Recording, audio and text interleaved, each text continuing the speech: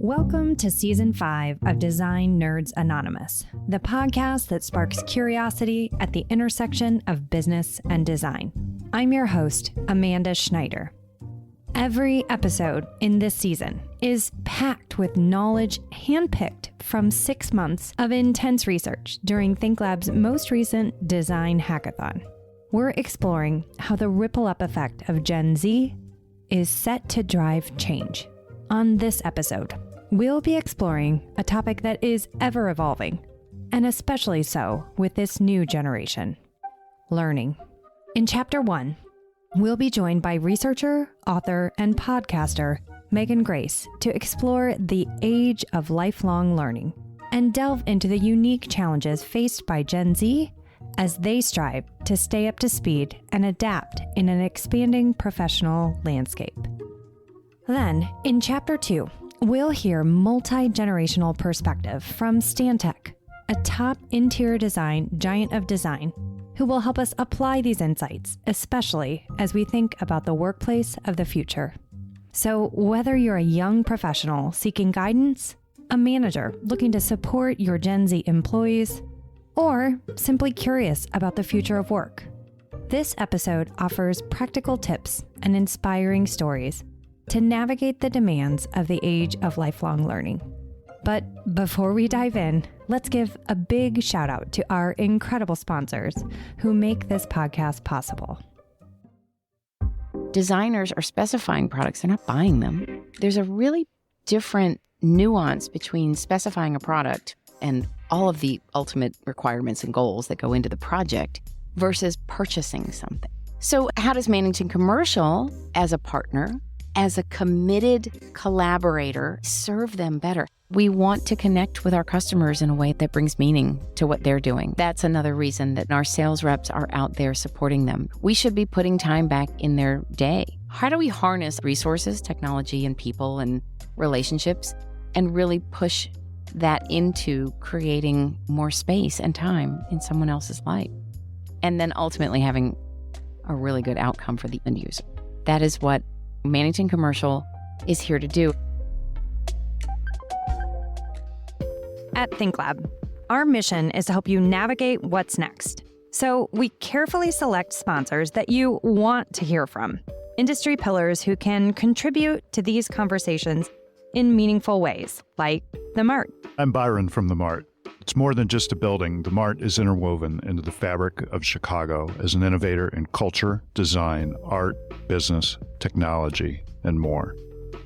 This season, the Mart shares insights on the continuous innovation and creativity emerging from its storage showrooms.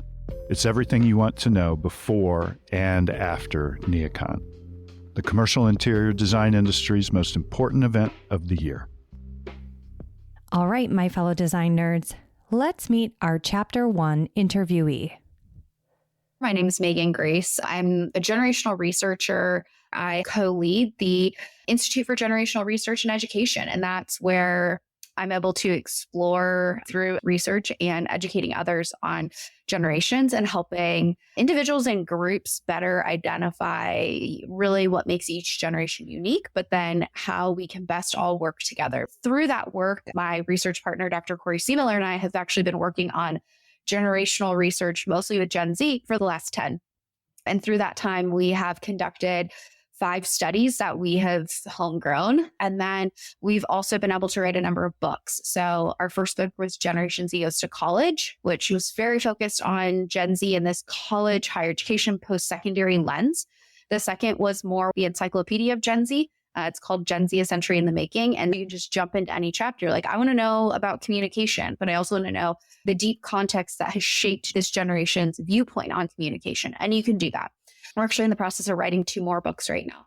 So we stay busy between the research and the writing and various types of educational offerings to those who want to learn about generations and foster good generational relationships. And then I also host a podcast, hashtag Gen Z is in its 5th season. And through my podcast, I just spend time with either Gen Z themselves talking about their lived experiences and pairing that with research findings. So right now, the oldest of Gen Z are 28. So we're doing a lot of study of these older Gen Z in the workplace and how they're starting to shift the way that we work, the way that we look at work, We look at teams and environments. One thing I love about you and Corey's work is that you are taking this same approach that we have, which is not generations as stereotypes, but more Gen Z as prototypes, to really look at understanding their perspective, but using that insight to benefit all. I would love for you to share from your extensive research, what are the top 3 things that our listeners should understand about Gen Z and how it's feeding into this era of lifelong learning? First, you pointed out a really great point of stereotypes versus prototypes. No matter what generation you're in, you're still a human, and human development, like our hardwiring has not changed. How our hardwiring navigates society has changed. It's truly the difference between generations. I use the 19-year-old brain as an example. 19-year-olds that were millennials still had the same innate desires and needs as 19-year-olds in Gen Z and then 19-year-olds in World War II. Like 19-year-olds are always going to be 19-year-olds because our brains are hardwired that way. So what we really have to do from a generational perspective, and this could be one of the first things we need to know about Gen Z, is first, we're studying humans. So there's always going to be innate needs that they're trying to fulfill. The second thing is, when we're thinking about generation, is that we have to look at that really unique context. It's going to change the way that their behaviors as humans will be different than previous generations. One of those being, for Generation Z, is the heavy involvement of technology. They've never lived an entire day of their conscious life without the internet being accessible. Previous generations have recollection. And so when I think about learning and when I think about Generation Z specifically, that's such an important marker of when we think about what learning truly is. It is taking information, it is taking concepts, it is comprehending them, it is applying them, and then it's integrating it into our lives, behaviors, perspectives. So it's deeply rooted in how we navigate information and relationships. And so when you just break it down to that, Gen Z has a super unique context, familiarity, comfort level with learning in spaces that previous generations had no concept of. The only way you could learn stuff way back when was like reading a book on your own, maybe watching a VHS tape, and interacting with a teacher. And that's where we've seen this democratization of information, this widespread nature of information and connection that is really fundamentally changing how we design learning environments. And it's changing the way and the role of instructors. It's changing the way and the role of people that are trainers. I know from a professional space, educators look like the form of potentially people in charge of new employee orientation or onboarding programs. Those are still educators that have a critical role in the learning experiences. Supervisors have critical role in training. And really anyone that's teaching someone how to do their job or get integrated to an organization is an educator. And so we all have a kind of a responsibility to adapt our instructional methods.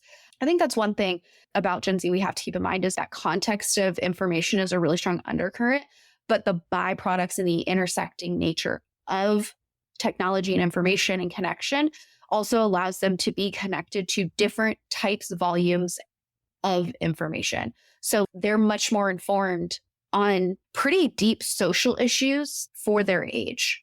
When I compare myself at 16, I was not like, what will my generation do to save the environment from climate change? Wasn't thinking about that because the sphere of my world was my high school, like such small things. And so I also didn't have access nearly to the same degree of the level of news, internet, and all of that to be exposed to social issues and then people that have similar interests as I do. So that's two things, is they're navigating an entirely different, expansive, and ever-evolving world of information.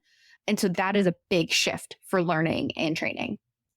You mentioned the word training as we get deeper into Gen Z. I think when you say the word training, it imparts the opposite of this democratization of information that you're talking about. It sounds like an older informing a younger, a teacher imparting their knowledge. And what we heard so much was this desire for access. One of the ways in our research this took shape is, for the technical stuff, I want to be able to self-serve. I want to be able to look up short form videos. But when it comes to the more complex things like client management, these are not skills that they could Google and self-serve. They are nuanced, specifically in our industry. So they want these opportunities to shadow. I'd love to hear, especially from the work that you've done as a consultant, what are tangible tactical ways that you have seen companies successfully implement, whether it's onboarding, training, upskilling, whatever word you want to use, because all of those have elements that really answer this digital physical fluidity and this need for ongoing access that they have. We love to braid education, learning, and training together and say they're the same thing. when they're not. Because I can be a learner on my back porch reading the newspaper. I'm learning about what's going on in the world. I'm not going to news school to take in the news, right? Education is when you're doing that formal, I'm in a class, think of like that certification. This is super intentional, but reading about new AI tools on your own time is still learning. Going to a training to get your certification is still learning. Learning is fluid and broad. Training, on the other hand, training is empowering people to do the thing we hope that they will do in a space, whether that is training in a high school setting on how to use lab equipment so people don't blow their eyebrows off in chemistry lab. Or it's training how to approach a customer. And so it might be a little bit more experiential. It might be a little bit more hands-on, or it might be shadowing. Training to me is let's take what I might have learned in an educational setting, apply it a little bit deeper. And so they're really more of a Venn diagram. They work together than a big braid of it all going together and being misused. Training does get this, yes, sir, I will do it this way. When in reality, training in itself can be both prescriptive and fluid. What I have found to be the most successful in people providing meaningful learning experiences is when we realize that one and done silver bullet training will never, ever achieve what we want it to be. You can hire the most competent, educated person in your entire talent pool, but if your training and learning experiences are not effective, they're still not going to succeed. For a very long time, we've looked at learning as this provision of one singular source of knowledge, the trainer, the instructor, the educator, downloading information into the learner. And that's a power dynamic that has switched with that democratization, that learners can also guide their own experience. They can contribute to it. We live in a Web 3.0 environment that means users get to be a part of the experience. And that should be a part of any learning experience because that's a part of the world that most people, especially Gen Z, are navigating. What's so interesting about your answer is nothing you said applies only to Gen Z. As we talk about connecting these generations, it's really, this is good feedback and fodder for all generations. Can you give us any other practical tips about how to move this age of lifelong learning from osmosis and senior to junior to this more democratized world that you're talking about? Oftentimes we don't realize that a younger generation is missing a learning opportunity until we're kind of mad that they're doing something different. And we get mad because it's different. And we don't stop and say, oh my goodness, this is different. We say, kids these days, get off my lawn. Like we become that old man saying, get off my lawn, you kids, so fast because it's different. But then we have to go back and be like, where did I, as a seasoned professional, learn how to do this? My interactions with others, my mentors, my good bosses, bad bosses, you name it. We have to put ourselves back in those shoes to be like, okay, this is how it might have been learned when I was in a similar space of my life. And so for senior leaders, my first tangible thing I would ask is, what do you actually need your people to know? And what is more important, that these people know how to do what you want them to do, or that you are the person teaching them? Because humans love to design things for how it happened for them, because it's what we know. And that doesn't take into account how much the world has changed. I think something that we've all learned in the last 3 years so is the critically important role of peer and community-based learning, or just community in general, in our professional lives. And the power of having a mentor, whether it's formal or informal. Healthy cultures are important. And these are things that are deeply important to Gen Z. We're hearing it very loudly with a younger generation because it's either what they've always known or never known. And so we have this moment of dissonance, but they're saying it louder at a younger age because it's just more pronounced into who they are. I need a mentor and I need a friend at work. And feeling I'm alone is what they're saying. But what they're asking for is, again, something that any previous younger employee or newer employee wanted at that same stage at any other generation. So it's both recognizing the world has changed, recognizing it's okay to do things differently as long as we are achieving the outcomes we want to achieve. And then the other piece of it is the importance of that social connection. And again, that's not just Gen Z, it's just pronounced right now for Gen Z. You mentioned the word community.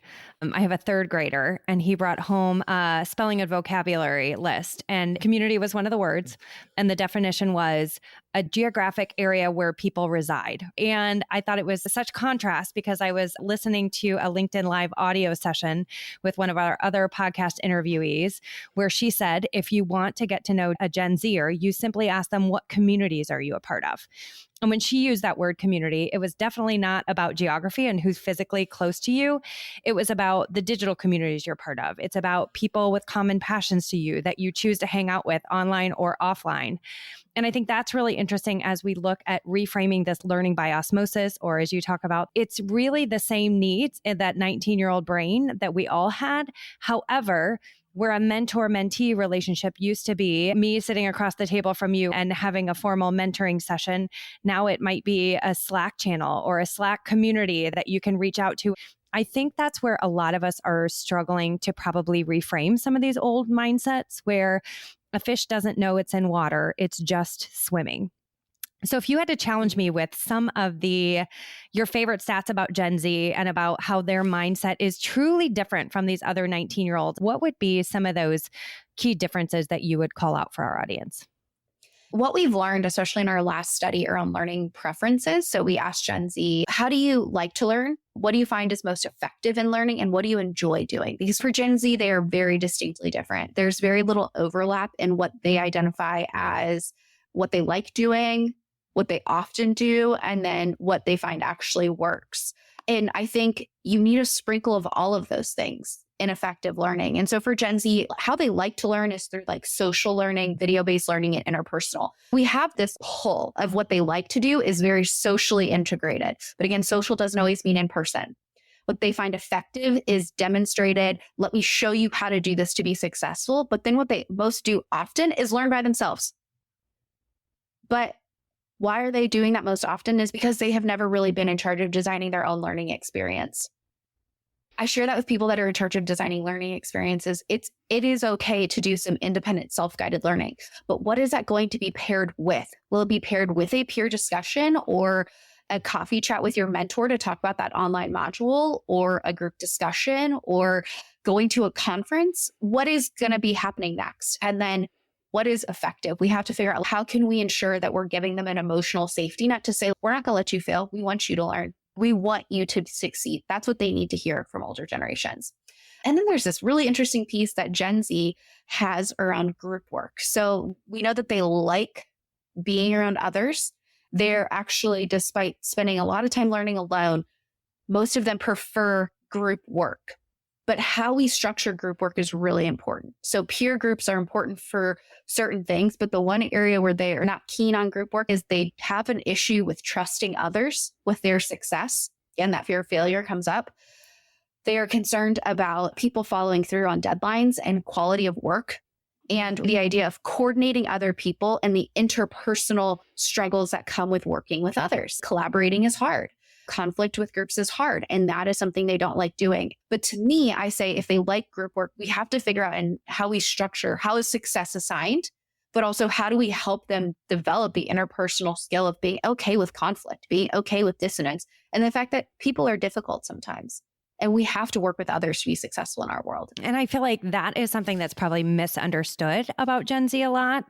I think a lot of people blame their digital eagerness as their downfall in their social skills. Do you think that's the case, or do you think it's deeper than that?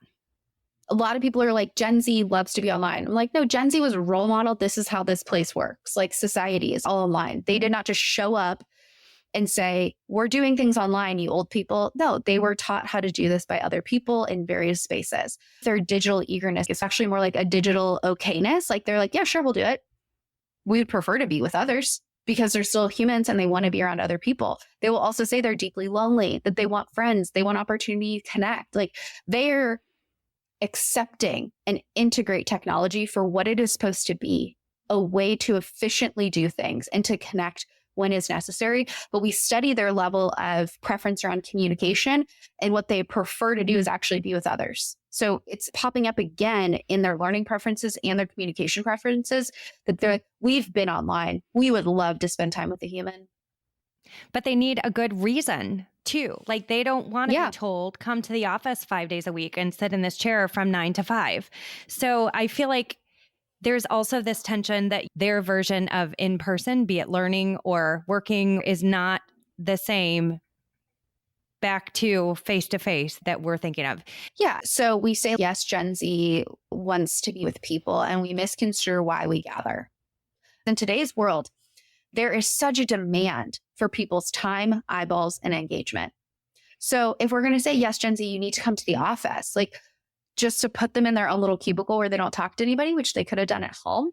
No, give them a reason to be there. In general, the intentionality of how we invest our time and energy is at an all-time high in terms of the demands that are placed on us, whether you're a parent, a young person, an older person. The things that are pulling us in a variety of different ways is greater than it has ever been. If people want to follow along more, how can they follow you? You can follow me personally on Instagram or even through LinkedIn, Megan M. Grace, which I think you'll probably link places. I share about my work. I share about my podcast in both of those spaces, as well as on my website, meganmgrace.com. It's usually where you can go to get some like relatively up-to-date information on that. You can connect with the Institute's LinkedIn. We use that as one of our more primary platforms for sharing about the work of the Institute, and that's Institute for Generational Research and Education. And then our website is instituteforgens.org. And if they want to follow your podcast, where would they go? You can find it on my website, but it's hashtag Gen Z, like with the hashtag in front of it. And you can find that pretty much just about anywhere you listen to podcasts.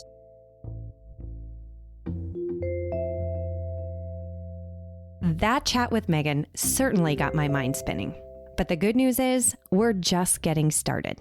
In Chapter 2, we're diving in with top interior design giant of design, Stantec, to help us move these ideas from theory into practice. What gets me truly excited is our industry's exponential potential to influence others to put these ideas into action. So I want to challenge you to share this episode with one client, one coworker, or maybe an industry peer. All right, here we go. Let's meet Diana and her mentee, Julia. My name is Diana Pizzoni. I am the workplace market leader for Stantec in Chicago. I am a senior principal with the firm. My past 25 years have primarily been focusing on the workplace and how people are affected by their work environment. I was also an adjunct professor for about 6 years. My name is Julia Carnegie. I'm an interior design coordinator at Stantec in Chicago, and I am a Gen Zer. Late in the game, 1998, but still a Gen Z. What was one big aha that you took from this Chapter 1 interview? In listening to Megan's commentary on the first, I've always felt that everyone has learned differently. Then also everyone works differently. But I think now what Gen Z, thank you very much, Julia, and your people have done is that you have brought to the forefront that we do learn differently. You have demanded that you need to learn differently. And you felt empowered to say that, where I feel previous generations have just gone with the flow and just tried to fly under the radar and get it figured out. So the fact that we all are finally recognizing what we've always known, that we learn and work differently, and we're now addressing it.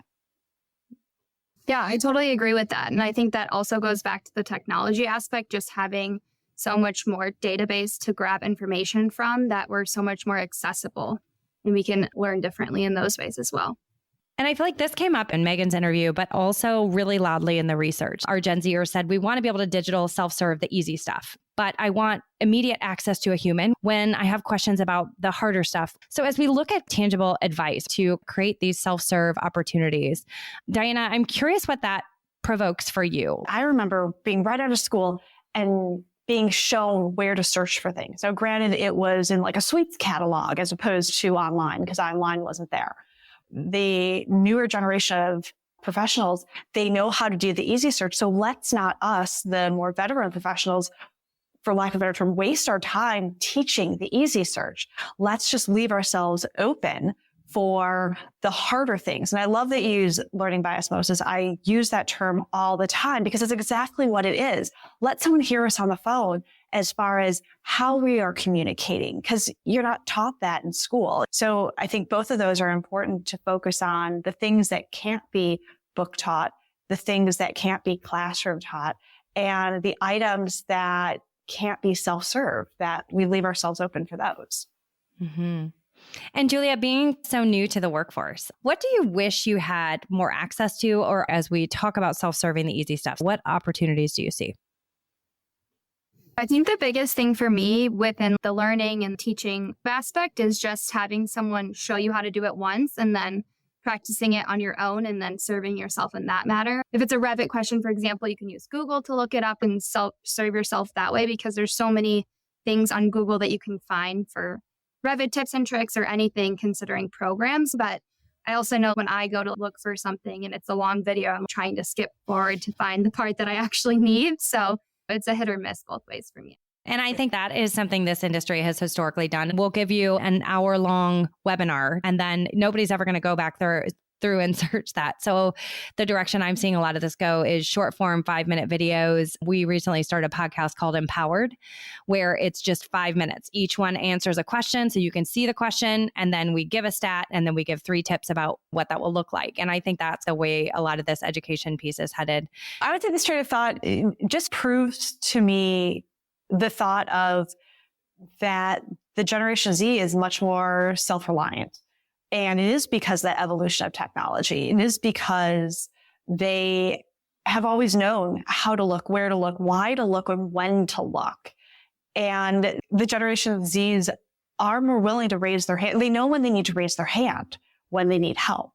They're more in tune to their self-needs, and they're more willing to be their own self-advocate as well.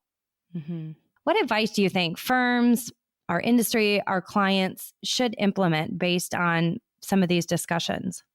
I think for me, it's just having a buddy to guide you and lead you through things that you may not understand. You can Slack them a question really quick or get a quick response. I think it's more having that person that you can lean on that will support you in your career from the early beginning and be with you throughout. For me, it's remembering that as much as Gen Z are really good at being self-advocates for what they need and what they want, there's some business aspects that they may not know that they need to advocate for themselves or how to do that. And that falls into what Julia was saying about the mentorship. And this could be something as simple as how to ask for a raise, how to prove your worth, how to figure out what your dollar value worth is. Basic things like that again, they don't teach you in school, and you don't learn sitting next to someone. You learn over time. And unfortunately, many times it's looking back at your career, you figure it out. But I want every generation to know their worth, their value, and how to promote it. And not in the self-promotion, I'm so great, but in the promotion of, here's what I add to the group. Here's what I add to the team. Here's what worth I provide to the client to make our company better. Julia, I love that you picked up on this term buddy system, because it's, to me, a modern twist on mentorship. Mentorship to me, immediately, I think older to younger. When I hear buddy system, I think peer, or I think someone maybe just slightly older than me. As you think about that and some of the concepts that Diana's talking about, I'm curious, can you help define for our listeners how a buddy system in your mind might look different from traditional mentorship or even boss-employee team structures? Yeah, I think for me, it's having someone that's maybe just a few years older than you or has been in the workforce for 5 years or something like that. And then in this hybrid area, you're not going to the office all the time. So maybe if your office is completely hybrid, you get to go in with that person together. So if you have a question that is more hands-on, you can look at it together with that person. Or just having someone that you know will be there for you, won't get annoyed when you ask a question. Like, that kind of feeling is important. What makes you comfortable speaking up? Because that felt like a common thread between what you and Diana just said as well, is maybe not even knowing what questions to ask. And that's where Diana's saying she wants to step in. And I think that some of those barriers feel bigger in the virtual world. And even in our data, we heard the number one barrier was feeling uncomfortable. I don't want to bother someone, or even saying things like, I can't tell if and when they're available. I think for me, it's the aspect of just having someone that's online and available to you. And knowing right off the bat that you can be comfortable with that person and that person is your mentor. Otherwise, I feel like you have to gain that relationship from working on projects together and having that time spent together in order to gain that relationship. But I think if a firm implemented that like originally off the bat, then you would have an easier way of getting that relationship started. I feel like onboarding is a piece of this too. I totally agree, because the onboarding starts with the cultural aspect of what the company stands for, the human beings that are creating the company. And if you know how to navigate easily, so that way you can fit in, because we all want to feel good about where we're working. We want to enjoy what we're doing because we're here so often, whether here is at home or physically in the office. If you're not having fun, why are we doing it?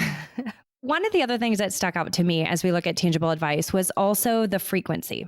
I would argue again that our industry historically has been stuck on training.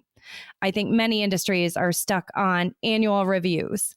And I think one thing that's been really loud about this is shifting that mindset from training to learning, and from annual reviews to more frequent on demand. Maybe some of that is driven by Gen Z and that they've been born with smartphones in their hands. But I would love to hear what, if anything, that inspired as far as tangible advice for our listeners. I have a question for Julia. As the resident Gen Z on this conversation, do you want to hear that quick 1 or 2 sentence note randomly throughout the day or once a week or whenever it comes up, even though the comment might disrupt your pattern and flow that you're in that day?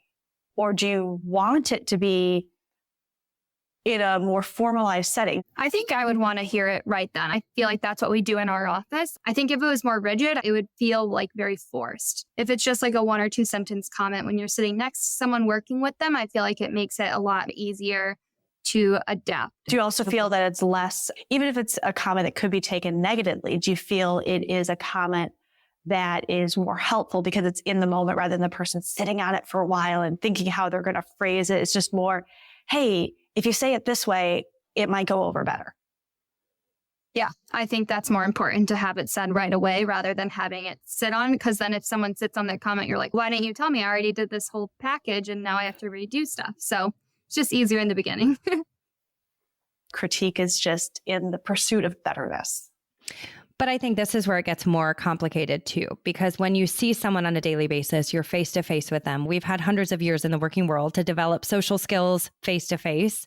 I feel like in the digital world, we've all been in situations where a text is misunderstood or misinterpreted. Digitally, we have different cues. So you have to have higher EQ today to be able to deliver things where you're not physically in the same room. I think that's why a face-to-face relationship is important, because if you just Teams message someone, oh, you did this wrong, it come across as very negative versus if you sit with them and you work it out together. What was not discussed here that our industry should be thinking of as we think about learning in this era? In my Gen Z hackathon, we talked a lot about why people stay at their firms and the longevity that people have there. For me, it's more about the people, the projects, and how you work with those people. I always go back to people because you can have a great firm with great projects, but if you're not enjoying the people you're working with and who you're doing the project work with, you'll never enjoy it. Which I feel like does go back to training, because it goes back to you feeling successful and good at your job. And a piece of that has to do with learning, making sure you're able to get answers, feel productive, feel successful. Diana, in closing here, what would you say? What was not discussed here that our industry should be thinking about when it comes to this topic? My early education was Montessori method. And it was learning your own pace, going at your own pace, developing yourself, developing a sense of ownership of what you were doing. And I think if more companies could think of that, whether it's in the design world or any other world, we all have an end game that we have to get to. We have to deliver the drawing set. We have to create these beautiful spaces or whatever, or create widgets, whatever it might be. But we all mentally have to understand that we're doing it a little bit differently, even if it's assembly line, there's something humanized about it as well. I love that. I think it's a perfect ending. Design Nerds Anonymous is a proud member of the Surround Podcast Network. Discover more shows from Surround at surroundpodcasts.com. Want more great podcast content from ThinkLab? Well, I've got great news. We took the traditional CEU and gave it a new twist by launching the industry's first CEU podcast called The Learning Objective. Now you can listen and learn on the go and earn CEU credits while doing it. And we've got a CEU certified episode just for you all around this topic of Gen Z insights. You'll find the link in our show notes.